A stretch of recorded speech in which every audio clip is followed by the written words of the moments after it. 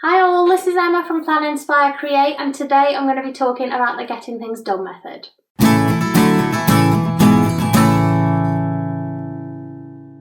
I use the Getting Things Done method to plan and organise my life, and I wanted to share the strategies with you that I use and what I've taken from the method. So I'm putting together a whole video series. This video will be the introduction to getting things done, what it is, why I use it, and the 5 ways it has benefited me. And then throughout the rest of this month, I will be taking you step by step through the different stages of how you set up the system and how you use it.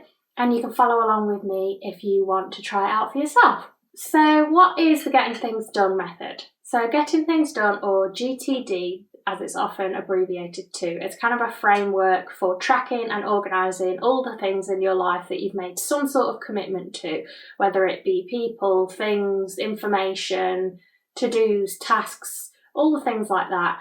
It kind of brings it all together in one cohesive system so that you've got it all organised and under control.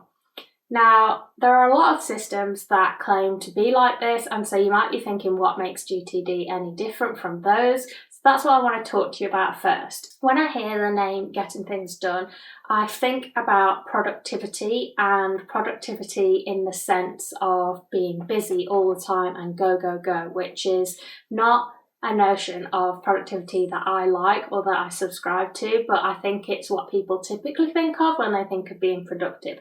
They think of just being constantly doing more, achieving more, constantly on the go. It can become a bit of a competition of who's done the most. And I don't think that's a healthy attitude to productivity, and neither does David Allen, the author.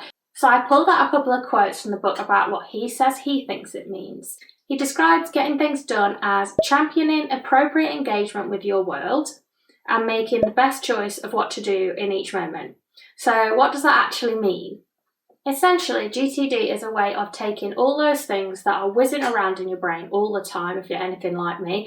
So you've got tasks, you've got information, you've got ideas, things, bits of information you might want to hold on to and look back on in the future, all those things, and capturing it in a way that it's systematically organised so that you can access it when you need it and things aren't going to get missed or forgotten.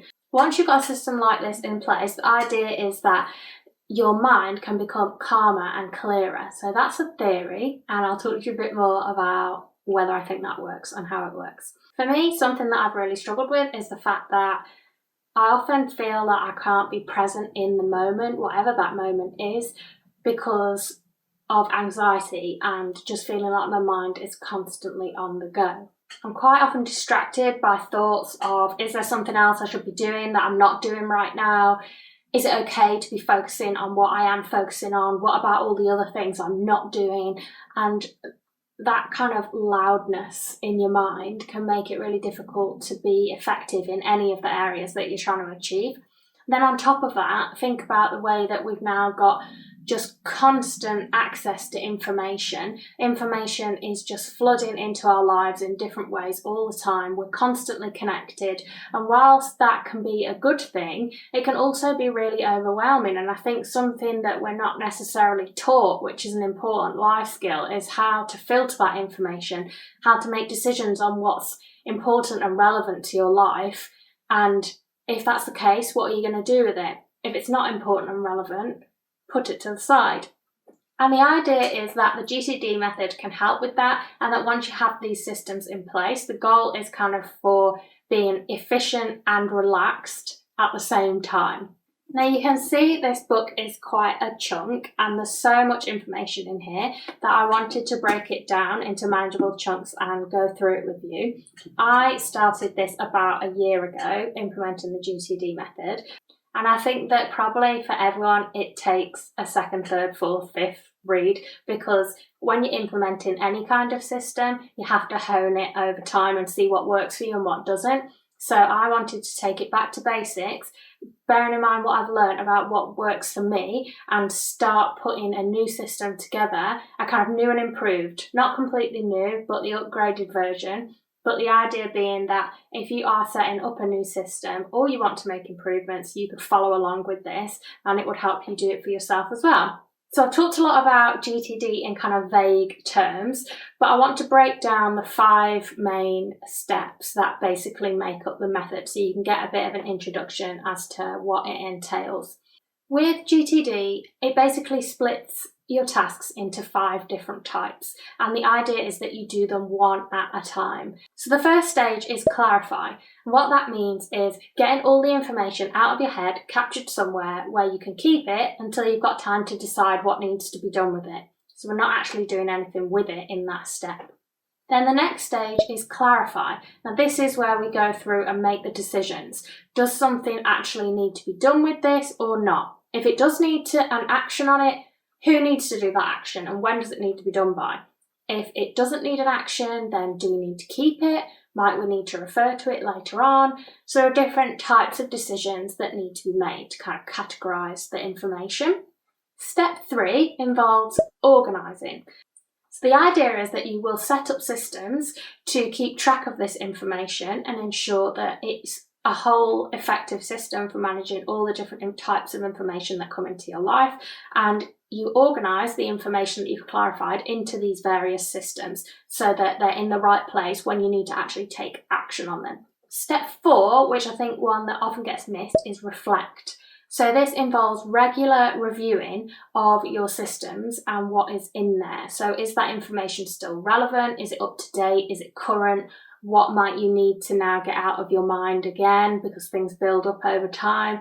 Looking at those open tasks and projects and making sure that things are moving in the right direction. So this makes sure that your system continues to actually work for you over the longer term. You haven't just set up an organisational system that holds the information but doesn't actually help you work towards achieving those things. And then step 5 is to actually engage. So having done the 4 previous steps, you should now be in a position where you can actually take action on these things with some clarity and focus because you've cleared your mind of the distractions. You know that the information is taken care of. You've not got to try and hold on to it in your mind, and you can take steps towards those next actions whilst feeling a lot clearer and calmer about what it is you need to do. So that's an overview, a very quick one. As you can see, the size of this book, obviously there's a lot more to it than that, but that is a kind of overview of the 5 different steps. The idea is that you do them one at a time, which I think is what kind of makes this a little bit different. Usually you might pick up a bit of information, try and decide what to do with it, maybe start doing something with it, but then get distracted by another bit of information and you're flitting between different types of tasks. And we're actually a lot more productive and efficient if we can stay on the same types of tasks one at a time. So if you can capture a load of thoughts in one go, if you can make a load of decisions in one go, they're different types of thinking processes. They use different types of our brain, and it's much more efficient to stay on one task than try and keep flicking between different skill sets and different types of processes. So why did I start GTD? If you're a subscriber and you've seen my life reboot videos, you will know that I made some pretty drastic life changes in the last few years. So I was working as a social worker and I had a very full-on job. I was also, and still do, experience chronic illnesses. I didn't know at the time that I was autistic. I'm late diagnosed. And so I basically found myself living by the definition of productivity that I don't like. I was just go, go, go all the time, and I felt completely overwhelmed. My mind was just constantly racing with thoughts and things that I felt were slipping through my fingers and I must hold on to them. And I just felt like I wasn't doing a good job in any of the areas of my life. I ended up breaking down at work one day and saying, I felt like I was doing a bad job at work, a bad job at home. I wasn't a good daughter, a good wife, all these different things. Because I just felt like there was so much that I couldn't contain it. I couldn't keep control of it all. And basically what it made me realise was there was absolutely no balance to my life, and I knew that needed to change, particularly because it was really starting to affect my health, and that was the kind of wake-up call to say enough's enough. So I made the life changes. I left that job. I started a kind of journey to recovering and feeling better in myself, and during that time I came across this method.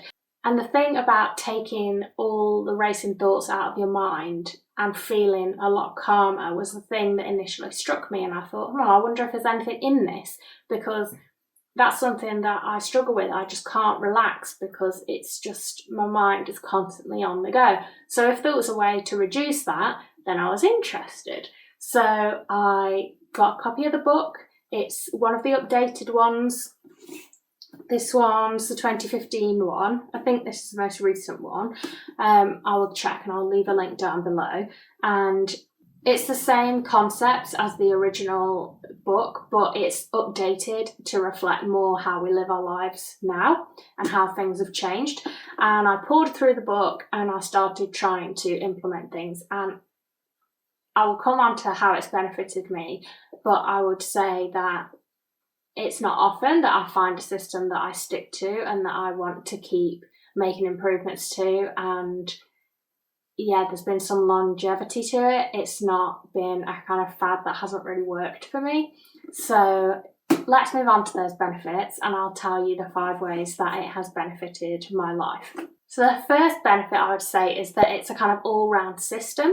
So something I've fallen into the trap of previously is having a system over here for one thing, a system over here for one thing, and they don't all work together, which means there's gaps. So things are going to get missed, and also it just doesn't really capture all the things you need for a whole rounded life. We don't live our lives in pockets of this, that and the other.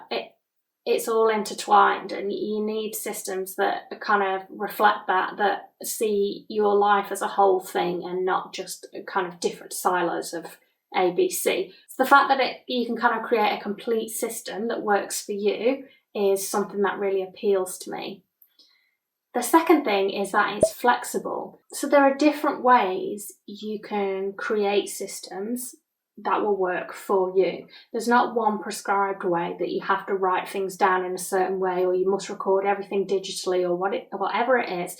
I can talk you through this in the later steps, but the idea is that you create a system that works for you, not for somebody else, so that it's something that you will actually use. And so that has kind of helped give it sticking power for me and help me kind of take ownership of it, about what I want to do with the information in my life and how I want to keep control of it. So you can kind of keep those core principles, but also like play by your own rules a little bit more. The third thing definitely has to be the calmer mind.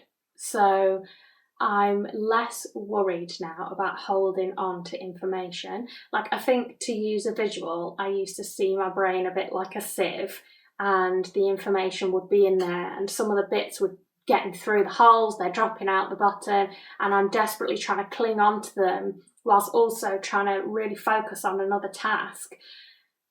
I don't have to do that so much anymore. I've got a way that I can quickly capture that information, and then I don't need to decide what to do with it now. I don't need to do anything with it now.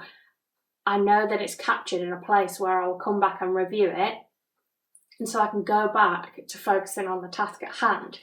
And that has made a big difference to my energy levels. It's exhausting to feel like you're constantly on a sort of mental treadmill of trying to keep up with all the information and the things and the tasks, and it's too much. So that kind of, I wouldn't say I'm a calm person, and I probably never will be, but being calmer is a benefit. And linked to that is the focus that I've achieved. So with there being less things pulling my focus all the time, and I'm not trying to hold on to so much information, I can really focus on tasks in a way that I couldn't always do before. Sometimes I would get on a task that I'm really interested in and I would have a real hyper focus, but other times it would be very, very difficult to concentrate when you feel like you're trying to do 10 things at once. And to be able to really be present in a moment and focus on what's happening rather than having 1,000 thoughts racing in the back of your mind is not only productive, but it's also really valuable in terms of life experiences. You know, time with family, for example. I'm actually listening to what people are saying rather than trying to think in the back of my mind, that's interesting, but I mustn't forget I've got to go to the shop later. So even things like that, like, it seems like such a small thing, but it has such big benefits. And then a fifth way I would say that it's benefiting me is learning to do one thing at a time. So I've always been a big multitasker person, and surely this is the way to get more done if you just go, and I can do a bit of this while a bit of that, and there's never a moment wasted. But what I'm finding is just because I can multitask doesn't mean I should. Just because we can do things doesn't always mean that they're a good idea. And the way GTD works in terms of doing different types of tasks at a time and working more on kind of single tasks and single processing, I found that I'm actually more efficient at what I'm doing if I do it that way. So rather than multitasking and feel like everything's a race against the clock, if I really actually just say I'm going to do all these like tasks together, then I'm going to do, I say I've got 3 phone calls to make, I'm going to do them all together. Then I need to do some emails, I'm going to do all those together. Then maybe I've got some illustration to do, so I'm going to stay on that task for a while. And just being able to do that, whilst sometimes there's small gaps where I perhaps could have shoehorned in another type of task, it's quite jarring to be taken out of that mindset and then try and force yourself back in. And I think actually, controversially, I think it's more efficient to just single task, and it's something that I'm trying to keep on track with a lot more. So there are loads of ways this has benefited me, but I would say those are the 5 kind of broad areas that would apply to lots of people. And I'm really excited to work on kind of improving the system and going back to basics a bit and seeing what I learn. A lot of people say every time they read this book, they take something new from it every time. That might be something they just didn't notice before. They might apply something in a different way, or maybe they're at a different stage of life and so they receive the information in a different way. And so, yeah, I'm excited to go back through and kind of go back to basics and do it from the beginning and take you along with me. So I will be doing videos on each of the different stages, showing you how they work. I'll be showing you how I'm putting together my systems and really breaking it down, how I use it practically, so you've got practical examples. So if this is something that you're interested in, or maybe something you already do, but you want to see how someone else has interpreted it and what their systems are like, then I would really encourage you to subscribe and hit the notification bell so you know when these new videos are released. There'll be 2 a week and they'll go all throughout February. And then moving forwards, I will check back in, say every month or couple of months, on how I'm reviewing the system and how it's working, because that kind of stage of review and reflection is really important. So that's it for today. Please like it if you enjoyed it, and leave me a comment. Let me know if you've tried getting things done or if you are thinking about it, and I will see you very soon for another video. Bye!